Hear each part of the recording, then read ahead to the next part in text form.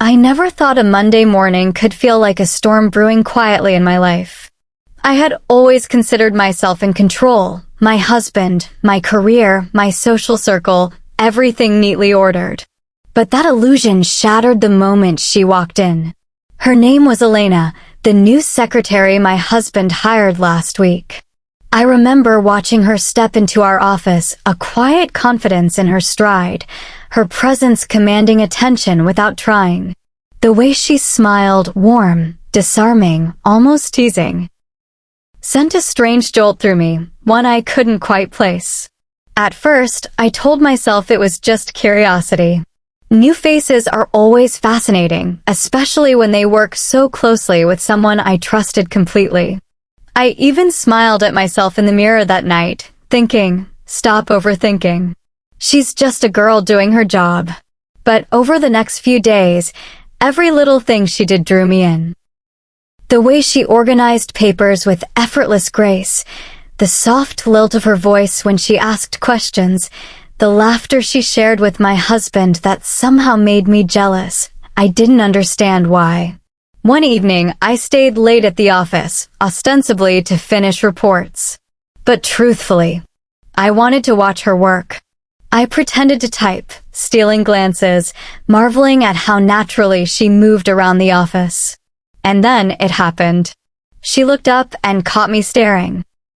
Her eyes, a mixture of surprise and something unreadable, met mine, and suddenly the world outside the office ceased to exist. I felt a rush, a forbidden, intoxicating rush that made my heart hammer in ways I'd never known. I knew immediately that this wasn't simple attraction. It was dangerous, reckless, and utterly consuming. And yet, I couldn't pull away. I was falling for my husband's secretary. Little did I know, this was only the beginning of a path I could never walk back from. A path where desire clashed with loyalty and secrets whispered louder than the truth. The days that followed were unbearable. Seeing Elena wasn't just part of my daily routine anymore, it had become a craving I couldn't ignore. Every laugh she shared with my husband felt like a spark I wasn't supposed to notice, yet couldn't help but feel. One late afternoon, the office was empty, bathed in the golden light of sunset. I was supposed to be reviewing contracts, but my mind was elsewhere on her. And then, unexpectedly, she appeared at my desk, holding a stack of files. "I thought you might need these," she said softly, her voice like a melody I wanted to memorize. Her eyes lingered on mine, just a second too long to be innocent. My chest tightened, and I forced a casual smile. "Thanks, Elena. That's very thoughtful of you." We lingered there in silence, the air between us thick with unspoken tension. And then, for a fleeting moment, our hands brushed as I took the files. A jolt shot through me. My rational mind screamed, "Step back. She's your husband's secretary. Stop." But my heart had already betrayed me. I hope I'm not overstepping," she whispered, her gaze dropping to the floor. "Sometimes. I feel like there's something unspoken between us." The words hit me like a wave, pulling me under. My pulse raced, and a part of me, a part one never knew existed, longed to confess. To admit that I felt it too. But the consequences were terrifying. Yet, in that stolen moment, under the dim glow of the office lights, we shared something no one else could see. Desire, curiosity, and a dangerous, intoxicating connection that promised both ecstasy and destruction. I knew crossing this line would change everything. But as I watched her turn and walk away, the sway of her hips, the quiet confidence she carried, it was impossible to resist. My body, my mind, even my very soul, had already started leaning toward temptation. And I realized then, with a mixture of fear and exhilaration, that falling for Elena wasn't a choice anymore. It was inevitable. A week later, the office was nearly empty again. My husband had taken an evening business call out of town, leaving Elena and me alone. I tried to focus on my work, but every sound she made, the shuffle of papers, The soft click of her heels pulled my attention like a magnet. "Minahil," she called softly from across the room, startling me. "Could you help me with this report?" I walked over, heart pounding, pretending to point at a spreadsheet while my mind raced. She leaned closer than necessary, just under the pretense of pointing at the screen. Her perfume enveloped me, sweet, subtle, intoxicating. Our hands brushed again. I didn't pull away. Instead, I felt a thrill, a spark that ran from my fingertips straight to my chest. She looked up at me then, her eyes dark with something I couldn't name, something forbidden. I can't stop thinking about you," she whispered, barely audible. My stomach lurched. The words were reckless, dangerous, and yet they mirrored my own thoughts exactly. I swallowed hard, trying to compose myself. "Elena, we shouldn't," I began, but my voice faltered. She closed the distance between us, just inches apart. Her breath was warm against my skin. "I know," she admitted, "but I feel it too." "Don't you?" I did. Every inch of me wanted to give in, to let desire take over, to explore the forbidden that had been simmering for days. And for a moment, the world outside the office, my husband, my life, it all vanished. There was only this connection, electric and overwhelming. And then, almost instinctively, our lips met. It was soft, hesitant at first, like testing a fragile boundary. But the moment it deepened, a storm erupted inside me, pleasure, guilt, fear, and undeniable passion all at once. We pulled away, gasping, reality crashing back. I knew crossing this line would forever change everything. Yet, I couldn't bring myself to regret it. Deep down, I sensed that falling for Elena wasn't just an infatuation, it was the beginning of a journey neither of us could escape. The days after that stolen kiss were unbearable. Every glance at Elena felt electric, yet every thought of my husband made my chest tighten with guilt. I tried to pretend that nothing had changed, but the tension between us was impossible to ignore. Elena, too, seemed caught in a storm of emotions. She would linger at my desk a moment too long, brush past me intentionally, or send a fleeting glance that left me breathless. Each act was a reminder of the boundary we'd crossed, and how dangerously fragile it now was. One evening, as I was leaving the office, I saw my husband walking toward me with a casual smile.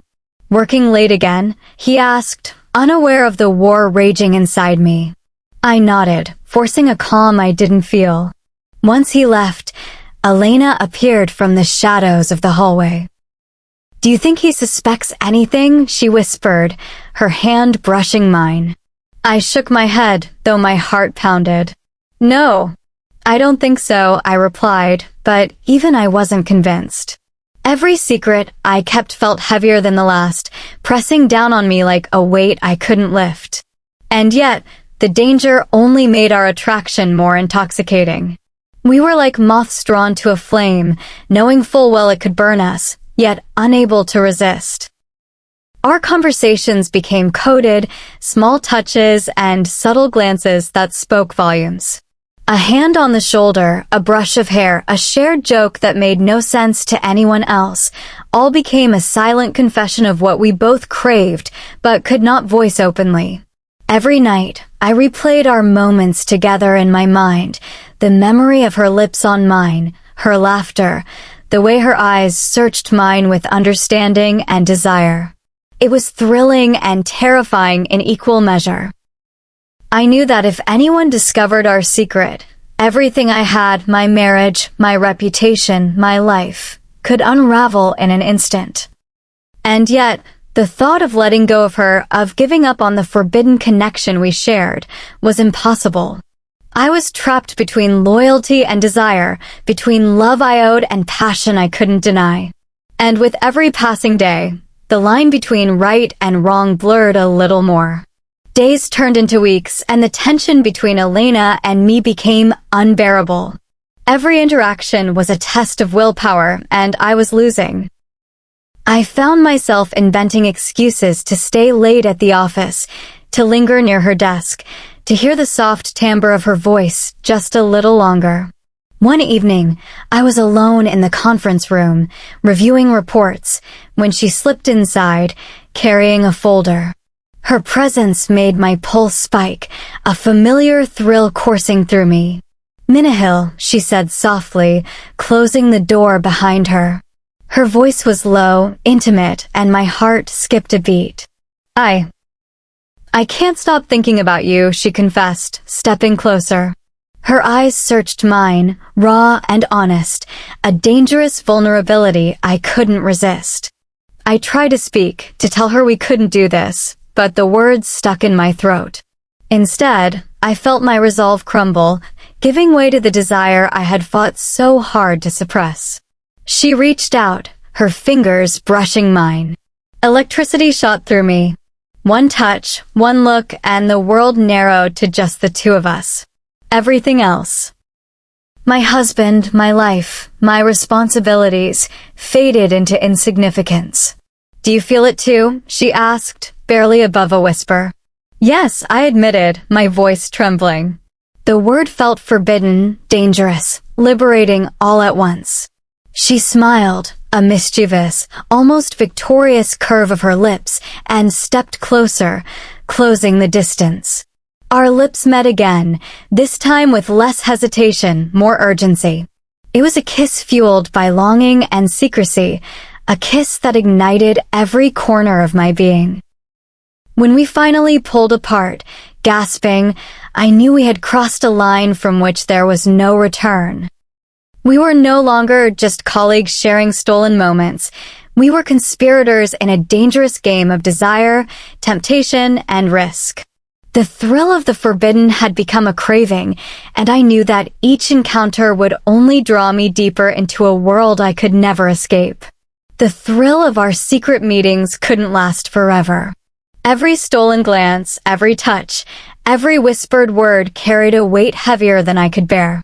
I loved my husband, or at least I thought I did. But with Elena, I felt something different, something deeper, something I could no longer deny. One evening, as the office lights dimmed, I found myself alone with her once more. The world outside ceased to exist. But this time, a shadow of doubt crossed my mind. Could I live like this, in secrecy and deception, without destroying everything I had built? "I can't stop thinking about you," she whispered again, her hand finding mine. There was longing in her eyes, and a hint of fear too. Fear of what we were doing, fear of the consequences, and perhaps fear of losing each other. "I know," I replied, my voice barely audible. "But we can't keep going like this, or can we?" She leaned in, her forehead resting against mine, and for a moment, the world felt suspended. Desire, guilt, and love collided in a storm that neither of us could escape. I wanted to give in, to surrender completely, yet I also knew that our secret could ruin everything, my marriage, my life, my soul. And yet, even with that knowledge, I realized something profound. Falling for her had shown me a truth I could no longer ignore. Love doesn't follow rules, and desire doesn't wait for permission. We stood there, torn between the life we knew and the passion that consumed us. Whatever path we chose next would change everything. And in that moment, with her hand in mine, I understood that love, real, forbidden, intoxicating love, was worth the risk, worth the pain, worth the storm that would inevitably follow. As I walked home that night, my heart a mixture of fear and exhilaration, I knew one thing for certain. Falling for my husband's secretary had opened a door I could never close, and beyond it lay a future I both dreaded and craved, filled with secrets, passion, and a love I would never forget.